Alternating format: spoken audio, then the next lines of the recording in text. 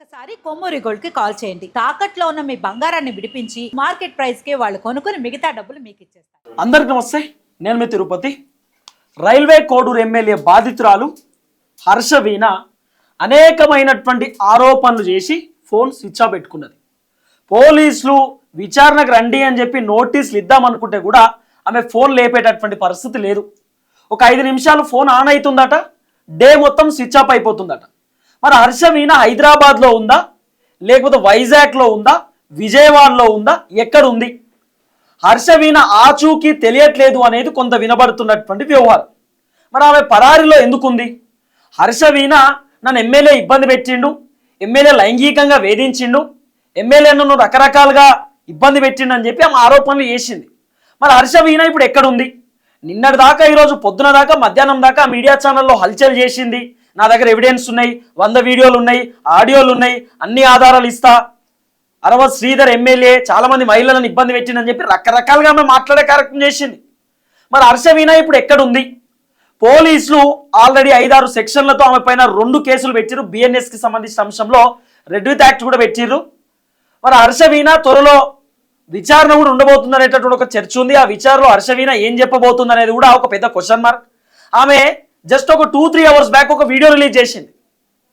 Railway Koduru ఎమ్మెల్యేకు దమ్ము ఉంటే చర్చకు రావాలి, నేను కూడా కోడూరుకి రాబోతా ఉన్నా, రైల్వే కోడూరు దగ్గరనే మనం మాట్లాడుకుందాం, నువ్వు బయటికి రా, మన ఇద్దరం డిస్కస్ చేసుకుందాం అని చెప్పి ఆమె సవాల్ విసురుతుంది.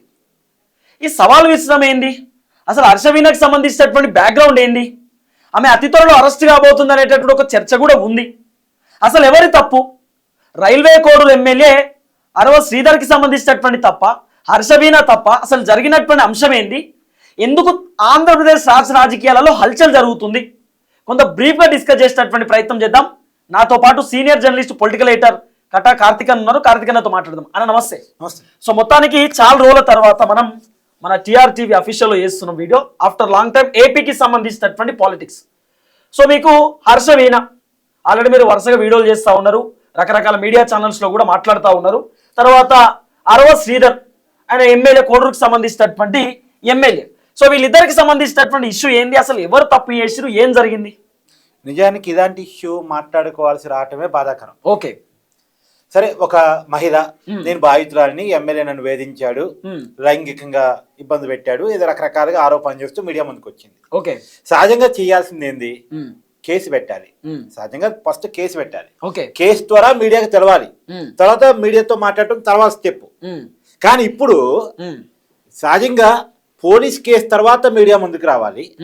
మీడియా ముందుకు వచ్చి పోలీసులకి అందుబాటులో లేరని మీరు ఇప్పుడు చెప్తున్నారు కదా, ఇది కొంత విచిత్రంగా ఉంది. ఇప్పుడు ఆమె ఏదో సవాల్ విసరటం, రైల్వే కోడూరులో మాట్లాడుకోవటం, ఇది అని ప్రైవేట్ పంచాయతీయా?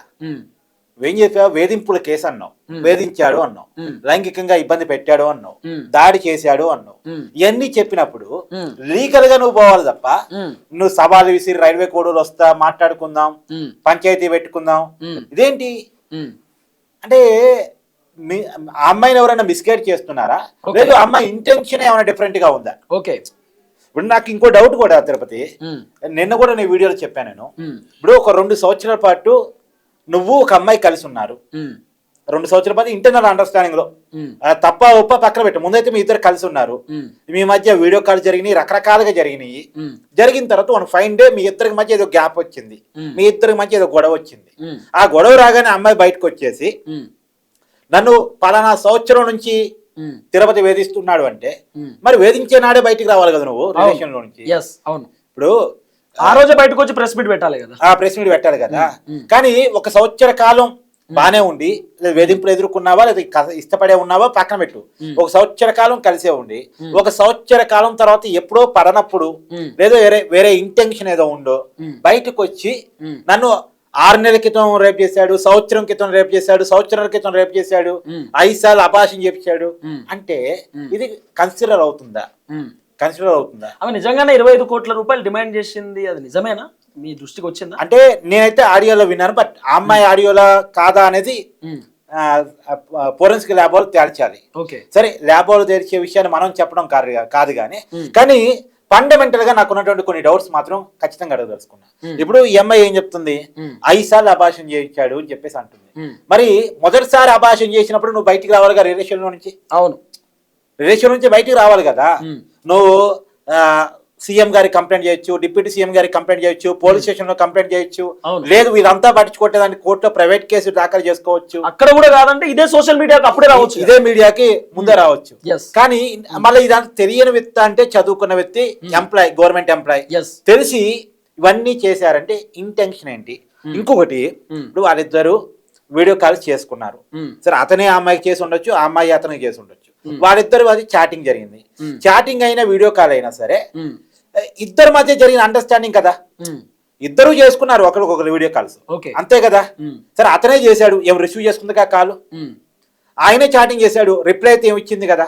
మరి ఇవన్నీ నువ్వు రికార్డ్ చేసి ఎందుకు పెట్టుకున్నావు? అంటే ఇంటెన్షన్ ఫస్టే తెలుసా? అంటే ఫస్టే నువ్వు రికార్డ్ చేసి పెట్టుకోవడం స్టార్ట్ చేసావంటే నీ మనసులో ఏదో ఉంది. మొదటి నుంచి నువ్వు రికార్డ్ చేసి పెట్టుకున్నావు అంటే, ఇవన్నీ సేవ్ చేసి పెట్టుకున్నావు అంటే, ఇప్పుడు నిజానికి ఎలో చేయటం ఇష్టం లేకపోతే ఎలో చేయొద్దు, ఎంటర్టైన్ చేయొద్దు. ఒకవేళ నిజంగానే ఎమ్మెల్యే నన్ను మోసం చేస్తాడు అని చెప్పి ఫస్టే అనుకోని రికార్డ్ స్టార్ట్ చేసి అప్పుడే చెప్పొచ్చు కదా, నన్ను మోసం చేయడానికి రెడీ ఉన్నావు అని చెప్పి. రికార్డ్ చేసిన రోజే బయటకి వచ్చు, అవును, రికార్డ్ చేసిన రోజే మీడియా ముందుకు రావచ్చు, రికార్డ్ చేసిన రోజే పోలీస్ కేసు పెట్టవచ్చు. కానీ ఆ రికార్డ్స్ అన్ని దాచి పెట్టుకున్నామంటే అర్థం ఏంటి? ఏదో 500 ఫోటోలు ఉన్నాయి, 500 వీడియోలు ఉన్నాయి, ఏదో వినపడుతున్నాయి. ఈ 500 ఫోటోలు 500 వీడియోలు నువ్వు దేనికోసం దాచుకున్నావు? నీకు వీడియో వచ్చిన మొదటి రోజు అంటే ఫస్ట్ వీడియో రోజే బయటకు వచ్చేసి ఇదిగోండి ఇది నిజ స్వరూపం అని పెట్టాలి. అంటే ఒక 6 నెలలుగా వరుసగా ట్రాప్ చేస్తూ వస్తున్నారా? వరుసగా వీడియోలు సేకరించి పెట్టుకొని ఒక 6 నెలల తర్వాత మీడియా ముందుకు పోదాం, ఒక 6 నెలల తర్వాత రచ్చ చేద్దామని ఏమన్నా ఉందా? అంటే ఏదో ఒక బ్యాడ్ ఇంటెన్షన్ కనపడతా ఉంది. ఇప్పుడు మనం ఇలాంటి వ్యక్తిని బాధితురాలుగా చూడాలా, లేదు నిందితురాలుగా చూడాలా? ఇప్పుడు నిజానికి అట్టని ఎమ్మెల్యేని సమర్థించడం కాదు. ఎమ్మెల్యే ఇప్పుడు ఈ అమ్మాయి అతన్ని ట్రాప్ చేసి ఉండొచ్చు కాక, ఎమ్మెల్యే స్థాయిలో వచ్చి ట్రాప్ లో పడిపోవటం అతనికి ఉండాలి, కామన్ సెన్స్ ఉండాలి. నేను ఒక ఎమ్మెల్యేని, లక్షలాది మంది ఓట్లేశారు, నేను ఆదర్శంగా ఉండాలి, అట్లా చేయకూడదు, ఇంతమందిని పరిపాలించే అధికారం నాకు ఇచ్చినప్పుడు నేను ఎలా బిహేవ్ చేయాలి సొసైటీలో అన్నది అతనికి కామన్ సెన్స్ ఉండాలి. అలా కామన్ సెన్స్ లేకుండా కాల్లో తిరగటం, కాల్లోనే రకరకాల పనులు కాని చేయటం, అంటే నేను చెప్పడం కదా, అమ్మాయి చెప్పింది కదా చెప్తున్నాను, కానీ చేయటం ఇది ఇక ఆ ఎమ్మెల్యే కామన్ సెన్స్ ఉండాలి. ఒక అమ్మాయి ట్రాప్ ఇచ్చినంత మాత్రం ట్రాప్ లో పడిపోతారా? ట్రాప్ ఇసిరే వాళ్ళు 100 మంది ఉంటారు, ఒక స్థాయికి పోతున్న కొద్ది ట్రాప్ ఇసిరే వాళ్ళు పెరిగిపోతూనే ఉంటారు. నీకు ఉండాలి కదా కామన్ సెన్స్, నీ స్థాయి ఏంటి అన్నది నీకు ఐడియా ఉండాలి కదా. కాబట్టి ఇదే అల్లరి గారు, చిల్లర గారు, రోడ్డు మీద పోయే వాళ్ళు, పోకిరి గారు చేసిన పని కాదు కదా, ఒక ఎమ్మెల్యే కదా. సో అది కామన్ సెన్స్ లేని పని ఎమ్మెల్యే చేశాడు. సో ఎమ్మెల్యే ఒక నిందితుడు, దాంట్లో ఏం అభిప్రాయం లేదు. కాకపోతే మరి ఈ అమ్మాయి వైపు నుంచి చూసినప్పుడు ఈ అమ్మాయి తప్పు కూడా చాలా కనపడుతున్నాయి. ఏం లేదు, క్లియర్ తిరుపతి, ఈ పర్టికులర్ విషయం అని కాదు కానీ ఈ మధ్య ట్రాప్లు పెరిగిపోయినాయి. హనీ ట్రాప్ బాగా పెరిగిపోయింది. ఫస్ట్ నవ్వుతారు, కవ్విస్తారు, మెప్పిస్తారు, రకరకాలుగా నిన్ను వాళ్ళ చిక్కుకునేదాన్ని చేస్తారు. ఇప్పుడు నువ్వు ఎమ్మెల్యే కావచ్చు, ఎంపీ కావచ్చు, యూట్యూబర్ కావచ్చు, జర్నలిస్ట్ కావచ్చు, ఏదైనా కావచ్చు, కానీ ఒక బలహీన క్షణం ఉంటది కదా, ఆ బలహీన క్షణంలో నిన్ను వశపరుచుకుంటారు. వశపరుచుకున్న తర్వాత నిన్ను టెంప్ట్ చేసి రకరకాలుగా నీ వీడియోలో వాటెవర్ ఫోటోలో వాటెవర్ తీసేసి 1 ఫైన్ డే వాళ్ళు అనుకున్న స్టార్ట్ చేస్తారు. ఈ కేసులో అది జరిగిందా లేదా అనేది పోలీసులే దాడిచారు. ఇప్పుడు హర్షవీణకు సంబంధించిన బ్యాక్గ్రౌండ్ ఏంది అసలు? యాక్చువల్ గా తను ఒక చిన్న గవర్నమెంట్ ఎంప్లాయ్, మరి పెద్ద గవర్నమెంట్ ఎంప్లాయ్ కదా, చిన్న గవర్నమెంట్ ఎంప్లాయ్. ఈ అమ్మాయి మీద మొన్న విలేకరులు అడిగారు, నీ మీద ఎన్ని కోట్ల ఆరోపణలు లేదు, అవినీతి ఆరోపణలు ఉన్నాయి అని చెప్పేసి అన్నారు. తర్వాత గతంలో ఒక జర్నలిస్ట్ ని కొట్టావు, ఆ వీడియో కూడా వైరల్ అయింది. ఆయన పేరు కూడా శంకర్ రాజు అని చెప్పి ఉంది. తర్వాత ఈమె భర్త ఉన్నాడు అంటే పెళ్ళయింది, పిల్లగాడు కూడా ఉన్నాడు, ఇద్దరు భర్తలు అంట కదా. మళ్ళీ కాదో తెలియదు. ఫస్ట్ ఫేస్బుక్ లో పరిచయమైండు భవానీ శంకర్ అని ఒక భర్త, తర్వాత డైవర్స్ తీసుకుంటే ఆయన పైన కూడా కోర్టులో కంప్లైంట్ ఇచ్చిందట. కంప్లైంట్ ఇచ్చి ఆయన దగ్గర ఫోటోలు వీడియోలు ఉన్నాయి, డిలీట్ చేపియండి అని చెప్పి ఏదో కంప్లైంట్ ఇస్తే ఫస్ట్ అయిపోయినాక సెకండ్ నాగిముని రెడ్డి అని చెప్పి ఒక ఆయనట, ఆయనతో అబ్బాయిని కన్నదట. 2023లో ఏదో డైవర్స్ అప్లై చేసినట్టుంది, అది కోర్టులో నడుస్తా ఉందని కూడా కొంత వినబడుతున్న చర్చ. అంటే మనం ఏమైనా చూసినామా కానీ రకరకాల వినబడుతున్నటువంటి వ్యవహారం. తర్వాత ఇప్పుడు ఈయన ఎమ్మెల్యే, ఏదైనా తిరుపతి ఎమ్మెల్యేలు ఎంపీల స్థాయిలో ఉన్న వాళ్ళు జాగ్రత్తగా ఉండాల్సిన సిచ్యువేషన్ ఉంది. అది మాత్రం పక్కా. ఎందుకంటే మెచ్యూరిటీ ఉండాలి, ఒక స్థాయిలో ఉన్న మెచ్యూరిటీ ఉండాలి. నేను రాజకీయ పార్టీలకు కూడా విజ్ఞప్తి ఏంటంటే ఇప్పుడు పవన్ కళ్యాణ్ గారికి రాష్ట్రంలో ఒక ఎయిమ్ ఉంది, చంద్రబాబు నాయుడు గారికి ఒక తపన ఉంది. వాళ్ళందరూ పట్టుదలతో పనిచేస్తున్నారు రాష్ట్రం కోసం, దేశం కోసం, దేశంలో ఆంధ్రప్రదేశ్ ఒక అగ్రగామిగా నిలబెట్టడం కోసం ఒక పట్టుదలతో పనిచేస్తున్నారు. ఇప్పుడు వాళ్ళ అడుగుజాడల్లో నడవాల్సినటువంటి ఎమ్మెల్యే పొజిషన్ లో ఉండి ఇలాంటి చిల్లర దాంట్లో ఇరుక్కుంటే ఎవరు సమర్థించలేరు. అవును, ఎవరు సమర్థించలేరు. అవును. కాబట్టి కొద్దిగా మెచ్యూరిటీగా ఉండాలి. కేవలం ఆ ఎమ్మెల్యే అని కాదు, రేపు పొద్దున ఇంకే ఎమ్మెల్యేకి ట్రాప్ ఎదురైనా సరే, ఏ ఎంపీకి ట్రాప్ ఎదురైనా సరే, ఏ మంత్రికి ట్రాప్ ఎదురైనా సరే, కేవలం ఆంధ్రప్రదేశ్ లోనే కాదు తెలంగాణ అయినా ఇంకే స్టేట్ లోనైనా సరే ట్రాప్ లో ఇరుక్కోవద్దు. ట్రాప్ లో ఇరుక్కునే చాలా పెద్ద పెద్ద వాళ్ళు ఉన్నారు. ఇప్పుడు గతంలో ఉమ్మడి రాష్ట్రానికి గవర్నర్ గా ఎన్టీ తివారీ గారు అని ఉండేవారు. చాలా ఏదురు, చాలా పెద్ద ఆయన, ముసలాయన. కానీ గవర్నర్ స్థాయి, ఏకంగా గవర్నర్ స్థాయి, రాజ్యాంగబద్ధ పోస్టు. అతను ఏదో పని మనుషులతో ఏదో చేశాడు, మొత్తానికి దొరికాడు. ఆ రోజుల్లో ఏబిఎన్ పెద్ద ఎత్తున వార్త ప్రచారం చేస్తుంది. అతను గవర్నర్ పదవికి రాజీనామా వెళ్ళిపోయాడు. అంటే చివరి రోజుల్లో అతను కేవలం అతను చేసిన పని వల్ల అన్నాళ్ళు అతను చేసిన మంచి పని అంతా పక్కపోయింది. ఎన్డీటీ వారి రాజకీయ జీవితం అంతా పక్కపోయి ఆ రోజు చేసినటువంటి చెడ్డ పని చివరికి ఫైనల్ గా మిగిలిపోయింది. వచ్చినటువంటి గవర్నర్ పోస్ట్ కూడా రాజీనామా చేయాల్సిన పరిస్థితి. గవర్నర్ పోస్ట్ దాకా ఎదిగాడంటే ఎన్ని ఆటిపోటు చూసుంటాడు, ఎన్ని ఒడిదుడుకులు తట్టుకుని ఉంటాడు, ఎంత సర్వీస్ చేసి ఉంటాడు. ఆ సర్వీస్ అంతా పక్కా పోయింది, ఆ ఒడిదుడుకులు అన్నీ పక్కా పోయినాయి. చివరి జీవితం చాలా బాధాకరంగా ముగియాల్సి వచ్చింది. తర్వాత గజల్ శ్రీనివాస్ అని ఆర్టిస్ట్, మంచిగా పాట రాస్తాడు, పాడతాడు. గజల్ శ్రీనివాస్ అంటే ఒక ఫేమస్, తెలుగు రాష్ట్రాల్లోనే ఒక ఫేమస్ సింగర్. ఆయన కళాకారుడు. ఆయన ఒక పని మనిషితోనో ఎవరితోనో రిలేషన్ పెట్టుకుంటే ఆ వీడియోలు బయటికి రావటం ఫలితంగా అతను లైఫ్ కిల్ అయిపోయింది. అతను ఒక స్థాయిలో ఉండాల్సిన వ్యక్తి. సో ఇట్లాంటి వాళ్ళు లైఫ్ ను పాడు చేసుకున్న వాళ్ళు చాలా మంది ఉన్నారు. ఇట్లాంటి లైఫ్ ను పాడు చేయడానికి కూడా కుట్రలు జరుగుతూ ఉంటాయి. హీరో సుమన్ ఉన్నాడు. హీరో సుమన్ తెలుసు కదా, ఒకప్పుడు చాలా పెద్ద హీరో. ఇప్పుడు మెగాస్టార్ చిరంజీవిదా సుమన్దా అనుకునే పరిస్థితి. ఆ పరిస్థితి నుంచి ఒక కేసులో ఇరుక్కున్నాడు. మెగాస్టార్ పోయింది, సినిమా కెరీర్ కూడా పోయింది. తర్వాత క్యారెక్టర్ ఆర్టిస్ట్ చేసుకునే పరిస్థితి, బయట అంటే జైలు నుంచి బయటకు వచ్చిన తర్వాత క్యారెక్టర్ ఆర్టిస్ట్ గా మిగిలిపోయాడు ఆయన. సో లైఫ్ అంతా పోయింది నేను అంటాం. జాగ్రత్తగా ఉండాలి. సో ఇంకోటి, సంజీవిని హాస్పిటల్లో అబార్షన్ చేయించుకున్నా, హాస్పిటల్ కూడా ఇచ్చారు కదా. మా హాస్పిటల్కి అసలు అప్రోచ్ కాలేదు. ఇప్పుడు నువ్వు అన్నది ఏంది, హాస్పిటల్ అబార్షన్ చేసుకుంది అని చెప్పేసి నువ్వు అంటున్నావు. కానీ హాస్పిటల్ ఏం చెప్తున్నారు, ఆ హాస్పిటల్కి వచ్చింది, అప్రోచ్ అయింది, టాబ్లెట్ ఇచ్చినాం అంతే, ఏదో టాబ్లెట్స్ కావాలని కొనుక్కుని పోయింది తప్ప మేమైతే వైద్యం చేయలేదు, మేమైతే సర్జరీ చేయలేదు, మేమైతే అబార్షన్ చేయలేదు. ఎమ్మెల్యే కూడా ఇప్పుడు మాకు ఫోన్ చేయలేదు, ఎమ్మెల్యే ఎవరు కూడా మాకు ఫోన్ చేయలేదు. అసలు ఆయన ఈ కేసులో కాదు, ఏ కేసులో కూడా మాతో మాట్లాడింది లేదు. ఆయన ఒక ఎమ్మెల్యేగా మాకు తెలుసు అంతే అనేది వాళ్ళు వివరణ ఇచ్చుకున్నారు. సో ఏది ఏమైనా తను ఆరోపణ, ఇప్పుడు విషయం ఏంటంటే ఆరోపణ చేయడం ఏముంది తిరుపతి, ఇష్టం వచ్చినట్టు చేయొచ్చు. నిరూపించడానికి మరి తను సహకరించారు కదా విచారణకి దాక్కుంటున్నారంటే అర్థం ఏంటి?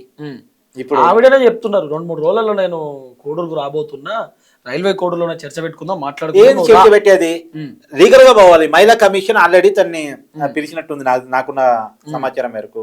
ముఖ్యమంత్రి గ్రీవెన్స్ సెల్ కూడా తను కంప్లైంట్ చేస్తే వాళ్ళు కూడా పిలిచినట్టున్నారు, రండమ్మా మీకు ఉన్న ఎవిడెన్స్ మాకు ఇవ్వండి అని చెప్పేసి. సో ఆడబిడ్డలకి రక్షణ ఇచ్చే ప్రభుత్వం అయితే ఉంది, దాంట్లో భిన్నాభిప్రాయం లేదు. తను చట్టపరంగా ముందుకెళ్తే తను గనక నిజంగా వేధింపులకి కనుక వేధింపులకి తను ఎదుర్కొని ఉండుంటే మాత్రం ఖచ్చితంగా ఆమెకు న్యాయం జరిగే అవకాశం ఖచ్చితంగా ఉంది.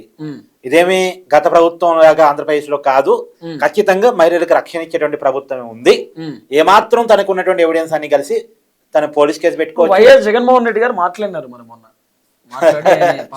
సరే, వైఎస్ జగన్మోహన్ రెడ్డి గారి గురించి మాట్లాడాలంటే చాలా మాట్లాడాల్సి వచ్చింది రబ్బా. ఎందుకంటే వాళ్ళ పార్టీ ఎంపీగా ఉన్నటువంటి గోరంట్ల మాధవ్ వీడియో కాల్ గురించి ఎప్పుడు మాట్లాడలేదు మరి జగన్మోహన్ రెడ్డి గారు. ఇప్పుడు ఆయన విచారణ కూడా వేయలేదు, విచారణ కమిటీ కూడా వేయలేదు. ఇప్పుడు పవన్ కళ్యాణ్ గారు ఉన్నారు, ఇప్పుడు ఎమ్మెల్యే మీద ఆరోపణ వచ్చింది, వెంటనే విచారణ కమిటీని, త్రిసభ్య కమిటీని వేశారు.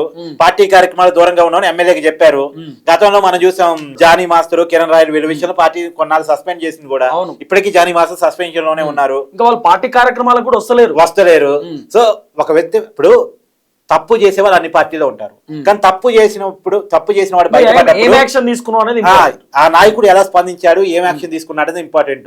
ఇప్పుడు వైసీపీ అధికారంలో ఉన్నప్పుడు గోరంట్ల మాధవ్ అదొక వీడియో కాల్, తర్వాత ఎమ్మెల్సీ అనంతబాబు అదొక వీడియో కాల్. ఈ దరిద్రాలు మా ఊరు దరిద్రాలు కాదు ఆంధ్రప్రదేశ్ లో. తర్వాత అంబటి రాంబాబు ఆయన ఒక ఆడియో కాల్ అరగంట అనేది, సుకన్య అరగంట అనేది, తర్వాత అవంతి శ్రీనివాసు ఆయన ఒక ఆడియో కాల్ ఏదో బయటకు వచ్చినట్టుంది. వీళ్ళ మీద ఆరోపణలు వచ్చినప్పుడు రియాలిటీ ఏంది, నిజమేంటని చెక్ చేసుకునే ప్రయత్నం అనే జగన్మోహన్ రెడ్డి గారు చేశారా? పైగా నాకున్న గుర్తు మేరకు వాసిరెడ్డి పద్మ గారు ఆమె చెప్పిన మాట, గోరంట మాధవ్ మీద సుమోటోగా కేసు నమోదు చేద్దాం అనుకుందట. మహిళా కమిషన్ చైర్పర్సన్ గా కేసు నమోదు చేద్దాం అనుకుంటే జగన్మోహన్ రెడ్డి గారు వాళ్ళ పార్టీకి సంబంధించిన వాళ్ళు సజ్జ రామకృష్ణారెడ్డి గారు వాళ్ళు పిలిపించేసి, మన పార్టీ ఎంపీ నువ్వు కేసు ఎట్లా నమోదు చేస్తావు, ఏదైనా వచ్చినప్పుడు మన పార్టీ ఎంపీ నువ్వు డిఫెండ్ చేయాలి, మన పార్టీ ఎంపీ మీద మనమే కేసులు పెట్టుకుంటాం అన్నారట. అదేంది అసలు? వీడియో కాల్ వచ్చినప్పుడు ఇప్పుడు మనం ఇక్కడ ఉన్నాం, ఇప్పుడు రెండు వైపులా మాట్లాడుతున్నాం. ఎమ్మెల్యే చేసి తప్పే అంటున్నాం, కామన్ సెన్స్ ఉండాలి అంటున్నాం. రెండోది రాజకీయ పార్టీలు కూడా అలాంటి టికెట్ ఇచ్చేటప్పుడు ఆలోచించాలి అంటున్నాం. మరి జగన్మోహన్ రెడ్డి గారికి మనకే ఉన్న సోయి వైసీపీ పార్టీ అధినేతకు ఉండాలి కదా, అంతే కదా. గోరంట మాధవ్ వీడియో కాల్ బయటకు వచ్చినప్పుడు అతని మీద యాక్షన్ తీసుకోవాలి కదా, కానీ ఏ రోజు యాక్షన్ తీసుకోకుండా ఆ రోజు కాముగా ఉండి ఈ రోజే మాట్లాడుతున్నాడు అంటే, ఆ రోజు లేవన్నోరు ఈ రోజే లేస్తుంది ఏంటి అంటే దీని వెనకాల రాజకీయ లబ్ధి ఉంది. అసలు నాకు తెలియక అడుగుతా, ఈ ట్రాప్ అంతా వైసీపీ ఏమన్నా చేపించిందా? ఈ అనుమానం కూడా ఎంక్వైరీ జరగాలి. ఈ అనుమానం మీద కూడా ఇప్పుడు పవన్ కళ్యాణ్ పార్టీని డ్యామేజ్ చేయాలి. పవన్ కళ్యాణ్ వాళ్ళకి కనపడుతున్న ఒక పెద్ద రాజకీయ శత్రువు. మన జగన్మోహన్ రెడ్డి ఓడిపోవడానికి పవన్ కళ్యాణ్ కృషి పట్టుదల, ఆయన తీసుకున్న ఒక నిర్ణయం ఏది, కూటమిగా ఉండాలి, వైసీపీ వ్యతిరేక ఓటు చీరని వద్దని తీసుకున్న ఒక నిర్ణయం చాలా ఉపయోగపడింది. రేపు కూడా అదే ఉపయోగపడింది. వీళ్ళు కలిసి ఉన్నంత కాలం వైసీపీ తిరిగి గెలవదు. కాబట్టి పవన్ కళ్యాణ్ ఇమేజ్ ని డ్యామేజ్ చేయాలి, పవన్ కళ్యాణ్ పార్టీని దెబ్బ కొట్టాలి అని ఏమైనా ప్లాన్ చేసి, ఏమైనా వీక్నెస్ గా లొంగే ఎమ్మెల్యే ఎవరా అని ఎంక్వైరీ చేసి, ఈ ఎమ్మెల్యే లొంగే తట్టున్నాడు అని చెప్పేసి ఈ ఎమ్మెల్యే మీదకి ఏమన్నా ప్రయోగం జరిగిందా అనే దాని మీద కూడా ఎంక్వైరీ జరగాలి. So thank you so much Karthik అన్న. చూడాలి, మొత్తానికైతే హర్షవీణను అతి త్వరలో పోలీసులు ఎంక్వైరీకి పిలిచేటటువంటి కార్యక్రమం చేస్తా ఉన్నారు. మరి హర్షవీణ మాత్రం ఫోన్ స్విచ్ ఆఫ్, ఆమె ఏడుందో తెలియదు, ఎవరితో మాట్లాడతలేదు, కానీ మీడియా ఛానల్ వాళ్ళకి దొరుకుతుంది కార్తిక్ అన్న. మీడియా ఛానల్ వాళ్ళు మరి ఎట్లా ఉందంటే తను మీడియాకి అందుబాటులో ఉంది. ఇప్పుడు నేను అనేది ఏంటంటే, తను మీడియా అనేది నెక్స్ట్ పోలీస్ ఎంక్వైరీకి సహకరించాలి కదా, ఎంక్వైరీకి సహకరిస్తే కదా వాస్తవాలు బయటకు వచ్చేది, అంతే కదా. సో చూద్దాం ఏం జరగబోతుందో. అందరికి నమస్తే, థ్యాంక్ యూ సో మచ్.